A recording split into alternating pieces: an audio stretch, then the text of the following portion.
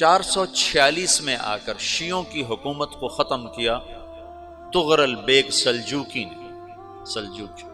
Seljuk مسلمان ہوئے تھے محمود غزنوی کے دور میں، سلجوک ان کے بڑے کا نام تھا۔ تو ایک دفعہ محمود غزنوی نے سلجوک سے پوچھا اگر مجھے تیری مدد کی ضرورت ہو تو کتنے آدمی پیش کر سکتے ہو؟ تو اس نے ایک تیر دیا، کہا یہ ایک تیر ہے میرا، کسی کو یہ تیر بھیج کر میرے علاقے میں بھیج دو تو چند گھنٹوں میں 1,00,000 تلواریں تیرا پہرا دینے کے لیے تیار ہوں، میرے پاس اتنی طاقت ہے۔ تو یہ سلجوک کی نسل میں تھا تغرل بیگ۔ اللہ تعالیٰ نے جب عرب زوال کا شکار ہو گئے اور ضعف کا شکار ہو گئے، جیسے بڑھاپے کا کوئی علاج نہیں، جب قوموں پہ زوال آتا ہے تو اس کا بھی کوئی علاج نہیں، پھر اور قوم کو جگہ ملتی ہے۔ جیسے بڑھاپا ایک فرد پہ آتا ہے، ایسے بڑھاپا قوم پہ آتا ہے۔ قوم کا بڑھاپا جوانی میں نہیں لوٹ سکتا، جیسے فرد کا بڑھاپا جوانی کی طرف نہیں لوٹ سکتا، قوم کا بڑھاپا جوانی کی طرف نہیں لوٹ سکتا، کوئی علاج نہیں، نئی نسل کا آنا ہی علاج ہے۔ تو عرب دھل چکے تھے، 600 سال بہت ہوتے ہیں حکومت کو، اپنی صفات گم کر چکے تھے، اب نئے خون کی ضرورت تھی۔ تغرل بیگ پہلا شخص تھا جس نے آ کر اہل السنت والجماعت کو استحکام بخشا، شیعوں کی حکومت کو ختم کیا، بغداد سے، شام سے، ان سارے علاقوں سے۔ صلاح الدین ایوبی نے اسماعیلی شیعہ کی حکومت کو ختم کیا، مصر۔ العاضد ان کا آخری خلیفہ تھا صلاح الدین ایوبی، نور الدین زنگی رحمۃ اللہ علیہ کا پروردہ تھا، اس کا دوست تھا، اس کے دوست بھی تھا، بچہ بھی تھا اس کے سامنے، زیادہ لکھنے پڑھنے کا شوق تھا۔ پھر اللہ تعالیٰ نے اس سے کام لیا اور اس کو مصر کا گورنر بنا کے بھیجا، مصر کی مدد کے لیے بھیجا، تو وہاں اس نے صلاح الدین ایوبی نے وہاں ختم کیا، تغرل بیگ نے یہاں ختم کیا۔ تو پھر سلجوک جو تھے نا یہ اقتدار میں آئے، ادھر ختم ہو گئی سلطنت بنو عباس کی، مصر ایک چھوٹی سی ترکوں کی سلطنت، تو اللہ تعالیٰ پھر مرکزیت کے لیے ایک نظام چلایا۔ دو لشکر آپس میں لڑ رہے ہیں ایک میدان میں، ایک جنگلی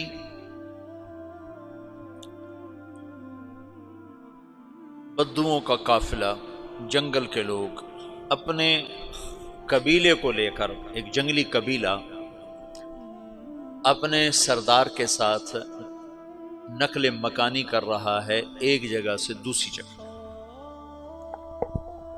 اللہ کا نظام کہ یہ لوگ چلتے چلتے چلتے اس وادی میں پہنچ گئے جہاں جنگ ہو رہی ہے، دو لشکر آپس میں لڑ رہے ہیں۔ جب یہ وہاں پہنچتے ہیں تو ایک لشکر کے قدم اکھڑ رہے ہیں اور دوسرا غالب آ رہا ہے۔ ان کو نہیں پتا شکست کھانے والے کون ہیں اور فتح پانے والے کون ہیں، ان کو نہیں پتا۔ اس جنگلی قبیلے کے سردار کا نام بھی تغرل ہے، تغرل۔ تو یہ سردار کہتا ہے جو شکست کھا رہے ہیں ان کی مدد کرو، کچھ پتہ نہیں کون ہے، کہتا جو شکست کھا رہے ہیں ان کی مدد کرو۔ تو 400 وحشی جنگلیوں نے فاتح لشکر کے پیچھے حملہ کر دیا۔ وہ تو ایک کافی ہوتا تو 400 دوڑ جب تلواریں پڑیں تو چند لمحوں میں نقشہ بدل گیا، بھاگنے والے جم گئے اور جمنے والے بھاگ پڑے۔ جب جنگ ختم ہوئی تو شکست خوردہ لشکر کے بادشاہ نے ان کو بلایا، اسے پوچھتا ہے مجھے جانتے ہو میں کون ہوں؟ کہا نہیں۔ کہا تو تم نے میری مدد کیوں کی؟ کہا انسانی ہمدردی کی وجہ سے، تمہیں شکست ہو رہی تھی اس لیے تمہاری مدد کی۔ پھر اس نے اپنا تعارف کرایا، میں ہوں سلیمان سلجوکی، ترکی کا بادشاہ۔ مسلمانوں کا لشکر تھا اور تاتاریوں سے شکست کھا رہا تھا، تاتاری فتح پا رہے تھے، مسلمان شکست کھا رہے تھے۔ تو وہ اللہ کی غیبی مدد بن کر آئے، تو وہ اس سے کہتا ہے میرے ساتھ رہنا پسند کرو گے؟ تم نے میرے اوپر احسان کیا ہے، میں اس کا بدلہ دینا چاہتا ہوں، میرے ساتھ رہنا پسند کرو گے؟ کہنے کا کر لوں گا۔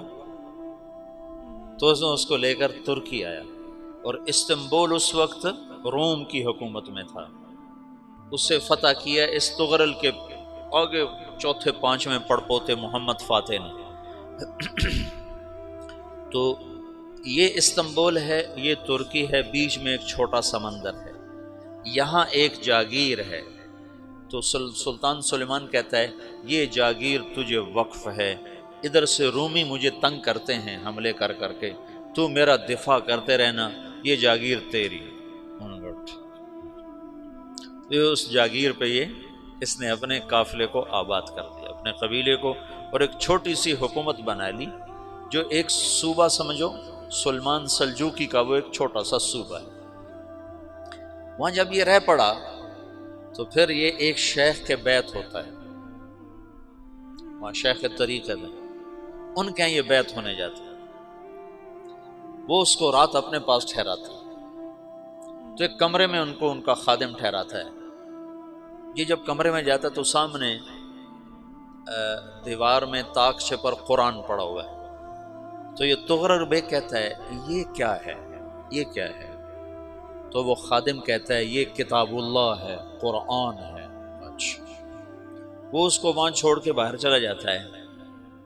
وہ دیہاتی آدمی، جنگل کا رہنے والا، پہلی دفعہ زندگی میں قرآن دیکھا، وہ کہتا ہے یہ قرآن ہے، اللہ کی کتاب ہے، میں اللہ کی کتاب کے سامنے سو جاؤں، کتنی بے ادبی ہے۔ تو اس نے ایسے قرآن اٹھایا اور سر پہ رکھ لیا اور کھڑا ہو گیا، ساری رات قرآن سر پہ رکھ کے کھڑا رہا۔ رات کے پچھلے پہر اس کو خواب آیا، کھڑے کھڑے اس نے دیکھا کہ اس کی پشت سے ایک چاند نکلا اور شیخ کی بیٹی کے سینے میں جا کے اتر گیا، پھر اس لڑکی کے سینے سے ایک درخت نکلا جو پھیلتے پھیلتے پھیلتے 3 بر اعظم پہ چھا گیا، افریقہ پر، یورپ پر، ایشیا پر۔